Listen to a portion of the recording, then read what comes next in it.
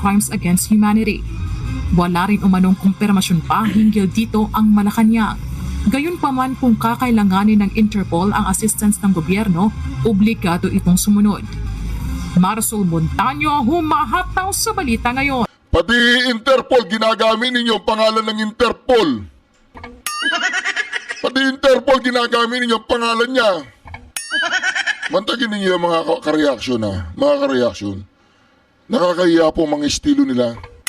Akala nila kung sasabihin nilang ganyan, sisindakin nila mga Duterte, akala nila hindi na babalik si PRRD. Akala nila hindi na siya babalik, akala nila hindi na siya aapak sa lupa ng Pilipinas, ganun.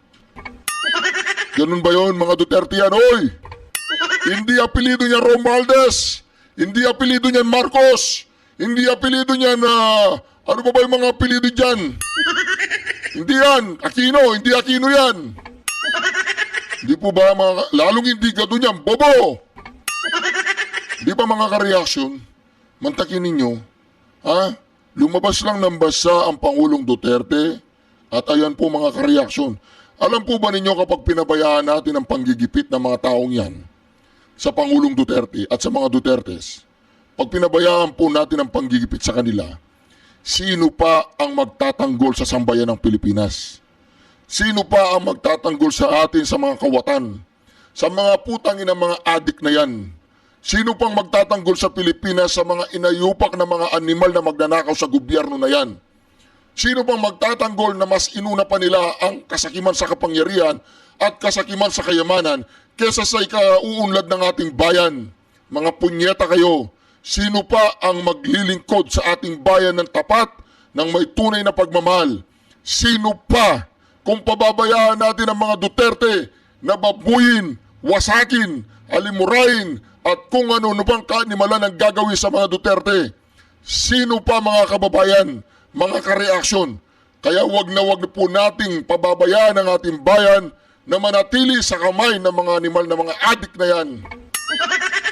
Ito po mga kareaksyon, pakinggan po natin ang Pangulo Duterte. Yung tulong ninyo sa economy ng bayan. At second, yung social order.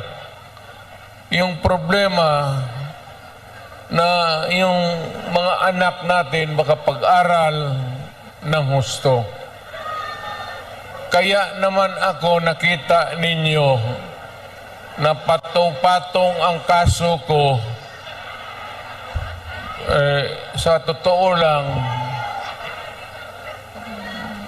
baka ang balita ko may warrant daw ako pag... Hindi, totoo. Yung sa ICC or something. Matagal na akong hinahabol ng mga putang ina.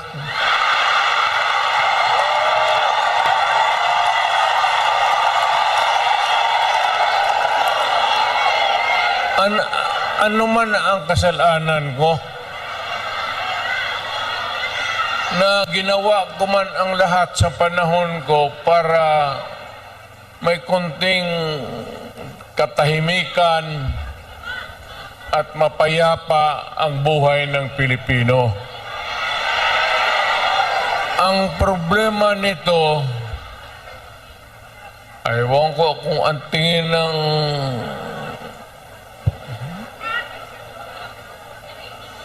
ako yung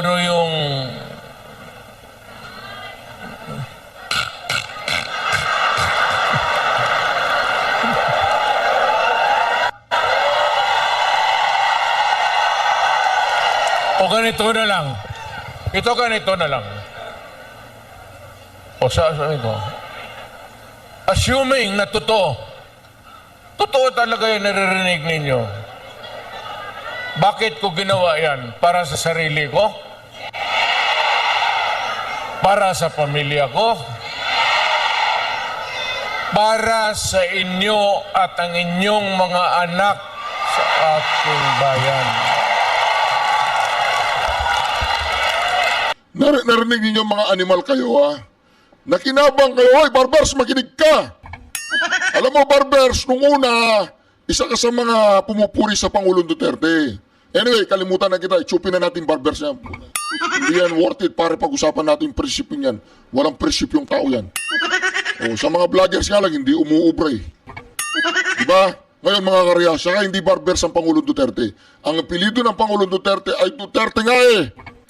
Hindi pa ganon-ganon ang prinsipyo. Barbers, hindi pa ganon-ganon ang prinsipyo ng mga Duterte.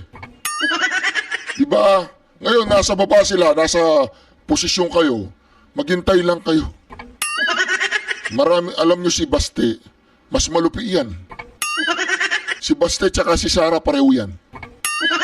Diba? Kaya 3 taon, umpisa nyo si Pulong. Si Pulong medyo okay lang, pero pag nagsalita si Pulong, talagang timbuang kayo. Anyway mga kareaksyon, napansin po ba ninyo, narinig ninyo ang Pangulong Duterte? Narinig ninyo? Ginawa niya yon para sa kanya, para sa kanyang pamilya. Ano ang kanyang napala? Ano ang napala ng Pangulong Duterte? Nung ginawa niya yun, ayan, ICC. Yung ayan, meron pa tayong bagong ngayon. Nagbabayani-bayani na pulis. Kakambal yata ni Diwata. Kaya ako man, Duterte! Duterte! Duterte! ang higiin ko na lang sa inyo, Teka lang, Pangulong Duterte. Siya shoutout ko muna si Bobong Marcos. Oy, Bobong Marcos! Naiinggit ka no! Wala na sumisigaw na BBM, wala na! Ngayon, may sisigaw na BBM, bayad. O kaya pinipilit, oy, sumigaw kayo, BBM. Oy, sumigaw kayo, ganoon. Wala na! Kasi wala na si Sara Duterte. Anong mga loyalistang pinagsasabihin dyan? Yung mga loyalista ninyo nasa mga Duterte na rin. Kasi napatunayan ng mga loyalista na kayong lahat dyan, mga bangag kayo. Sa Malacanang, yung mga bangag dyan, mga putang ina. Nakita po ninyo mga kareaksyon, huwag niyong gagalitin ang taong bayan. Huwag niyong tuloy-tuloy na gagalitin ang taong bayan. Narinig ninyo ang sigawan sa Hong Kong? Dumating sa Pilipinas ang sigawan na yan. Nabuhayan ng loob ang mga Pilipino dahil lamang dyan sa ginawa nila sa Hong Kong. Ano sabi ng Pangulong Duterte? Ganon, am I that stupid? English yan. Tagalog niyan is ganon ako gagago. Abogado ako, fiscal ako, ganon ako gagago. Tama kayo, Mr. Chair. Tama po si Mr. Duterte. No, di ba? Narinig mo yung Bobong Marcos? Total, kung ganito man talaga ang swerte ko sa buhay, okay lang, tatanggapin ko yan. Wala tayong magawa eh. Hulihin tayo kung ikulong tayo. Kaya lang, in the meantime, mag-contribute kayo, baski $5, $10, para paglabas ko sa presuhan, pagawaan ninyo akong monumento katabi ni Rizal. Si Rizal may hawak na libro eh.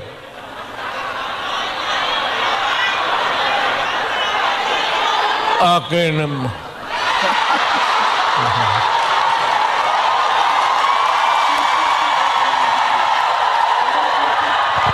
Kaya bakit? Tumahimik ba ang bayan natin kung Pilipinos, hold up dito, hold up. Wala nang ginawa ini. Tayong mga ayaw ng gulo, napipilitan tayo to confront evil because nandyan sa harap natin. Tama! Sino ba naman gustong pumatay? Putang inang yan. Di ba? Sino ba naman ang gustong pumatay? Wala! No one!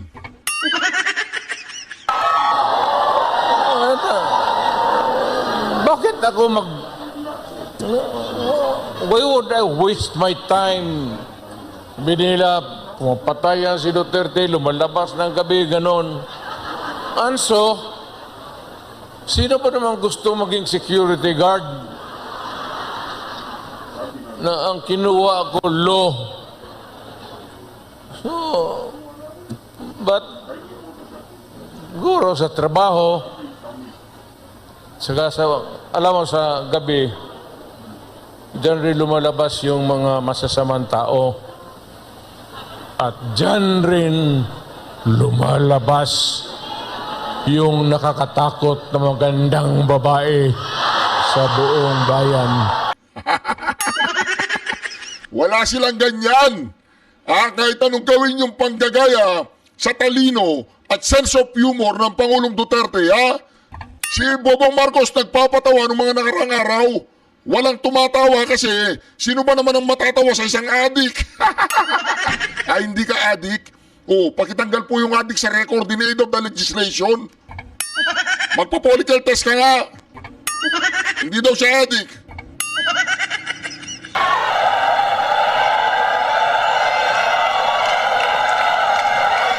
Sino bang nakita ninyo maganda sa araw? Nakita?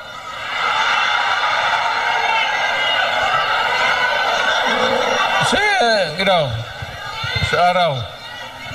Yung nagtatrabaho, pati ng basket, na mamalinggi. Pero pagkagabi, makita mo, lumalabas. Mga anghel. Gising na. Ang mga demonyong putang inatulog na.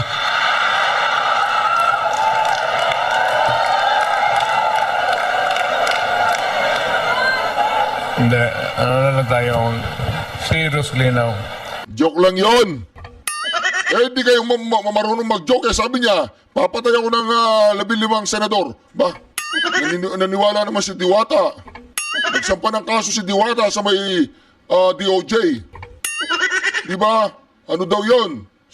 Inciting to sedition. Ayos din yun, no? Inciting. Arestuin nyo kasi! Di ba? Arestuin nyo! No, our country is not yet that well off. I'm very sorry na nakikita tayo dito at kayong napunta dito sa loob kasi sa labas mga Pilipino rin naghihintay doon. So, sino may-ari itong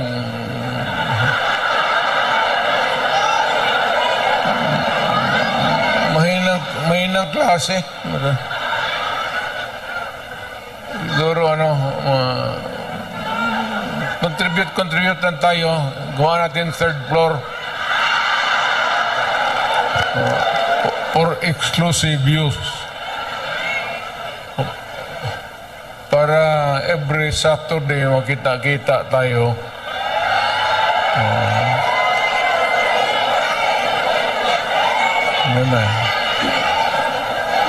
Maraming mag-uwi dyan, buntis na. Yung mga dalaga.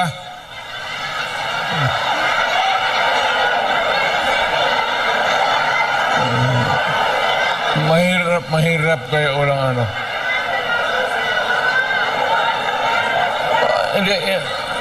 Hindi ako mag-survive ng buhay na walang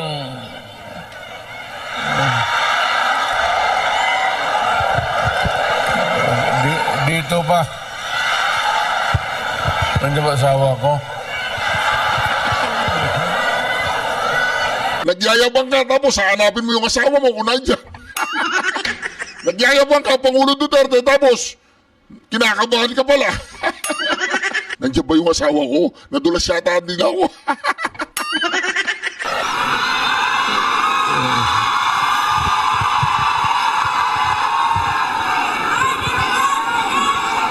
Well, ganito yan. We were not really ordered, but maybe it was a form of an order. But ang dumating sa atin ay request from the Hong Kong authorities that we avoid talking about politics. Ako wala naman akong no plans to talk about politics. It's too early. I will talk about it sa Pilipinas, doon na lang kayo makinig. I'm not trying to na kayo you vote for I leave it up to you to decide for your own kung ano talaga ang mabuti para sa bayan.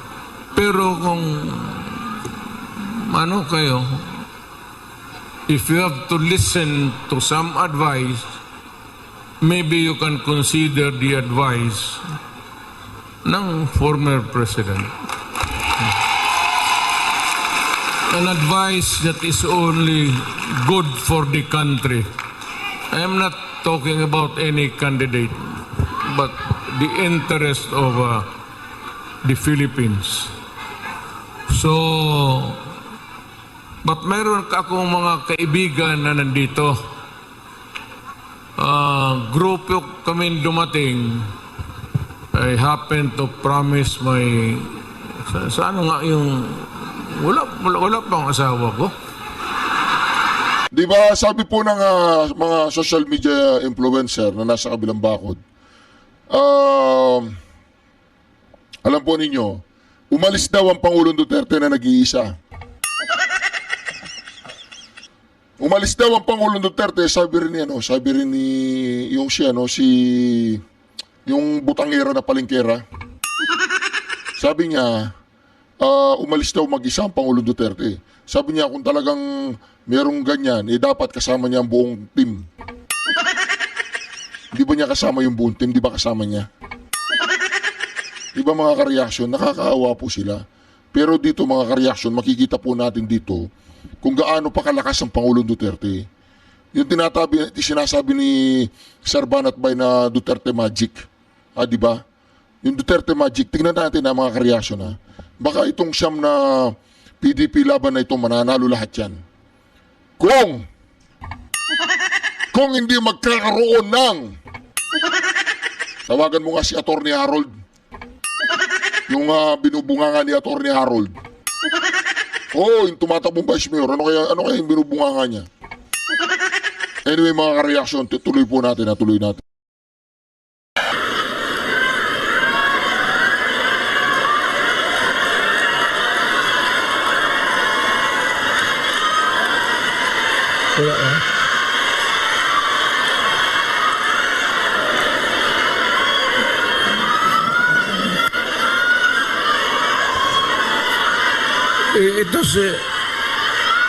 Ito si Hanelet kasi ang asawa ko overseas worker niya. Yung asawa ko ngayon, yung una kong asawa, wag na yun.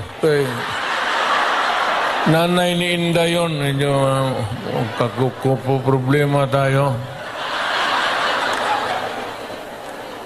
Alam mo yung nanay ba ni Inday? Tisayan.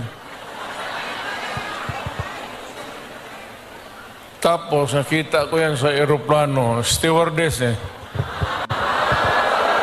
So, pag hinanap ko kung saan yung bahay. Doon sa Monteverde, doon sa Davao, pasok ako sa mga bahay-bahay doon, nakita ko ang gaga. Nagalaba. Sabi ko, ba't maganda ito Tapos sa hagdanan ako sa kabilang, sabi ko, Miss, labandera ka?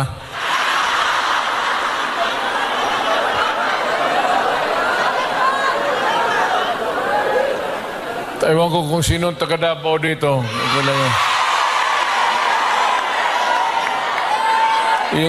Yung hagdanan nila may nung naharata ng nanay si Puring,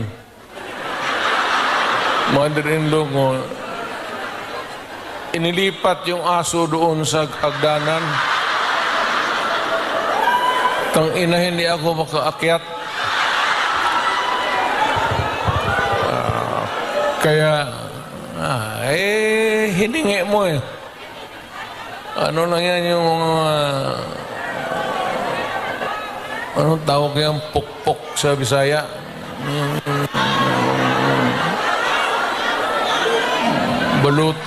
Balutin mo ng karne, tapon mo doon. Dalawang araw, ang aso nila, dalawang aso na ako na. Alam niyo kung hindi po ginawa ng Pangulong Duterte yun, baka wala si Sara Duterte. Tinodas yung aso.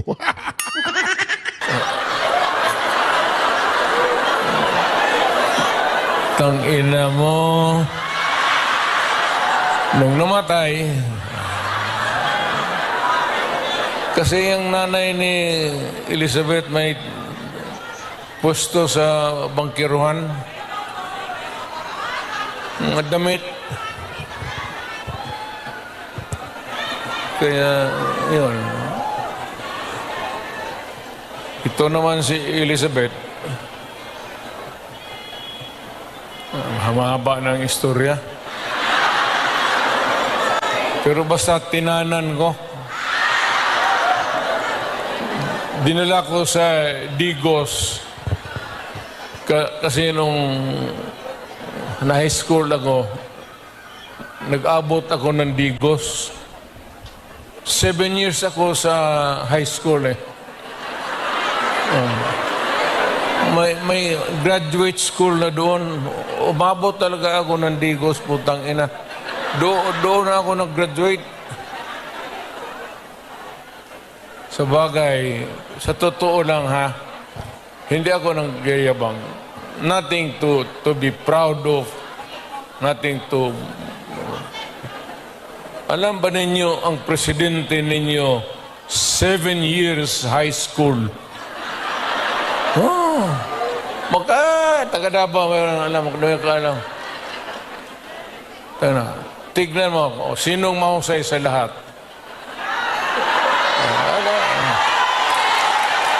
Kasi nag-aral ako ng matagal sa high school talaga.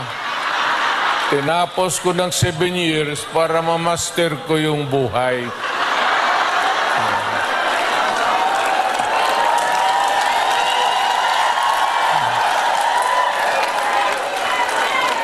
Ngayon, noon nagpunta ako dito, magpunta kami ng pamilya, wala man kaming kilala. Ngayon, magpasok ako sa harap ninyo, mayabang na. Mga kababayan, ano bang sunod ang gagawin natin? Ano ba itong Pilipinas? Maligaya kayo o hindi? Maligaya pala ka. Sa bahay, hindi na. Yung Inday na. Yun ang maldita. Di ba sinabi ko sa inyo, sino yung mga matatanda dito nanan? Di ba sinabi ko sa inyo, maliit pa yan si Inday? Sinabi ko na sa inyo, maldita yan, bantay kayo. So, nakita nila nagbugbog ng pulis. Hindi lang yun. Hindi, yung nakita lang ninyo sa TV, maraming binugbog yan, mga driver. Mamili kayo ng kalaban. Hindi, mano yan si Inday. Bright, smart, pero mainit ang ulo.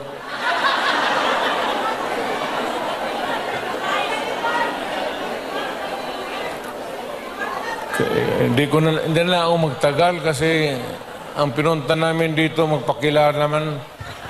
Sabihin ko lang yung mga pangalan, tandaan lang ninyo. Kaya pala takot na takot. Si Inday, hindi lang yung sheriff ang binugbog. Marami daw siyang binugbog ng mga matitigas na ulo na driver. Kaya si Inday, hindi lang yung sheriff, yung ginano niya yung sheriff, yung tumumba. Kaya pala, alam mo, Bobong Marcos, pag medyo nakita mo si Inday Sara, mainit ang ulo niya, medyo umiskarda ka ng konti. Nakasabihan mo rin si Lisa, pag nakita si Inday Sara, iskarda ng konti.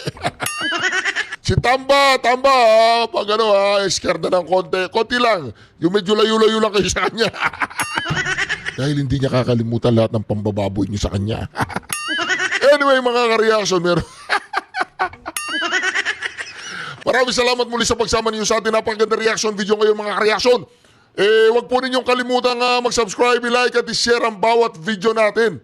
Sa lahat po ng mga nagpakulay, next video po ipapakita ko po lahat mga nagpakulay. Napakarami po, kaya po dito sa video na ito, mga ka-reaction, maraming salamat sa lahat po ng mga nagmamahal sa mga Duterte. Maraming salamat sa patuloy na pumuprotekta kay BP Sara Duterte. Kayo lahat, thank you very much sa inyo lahat. God bless you all. Shukran. Duterte. Duterte. Duterte. Duterte. Duterte. Duterte. Kung hindi ninyo kaya, baski ano klase yung problema, kung hindi na ninyo kaya, tawagan ninyo ako.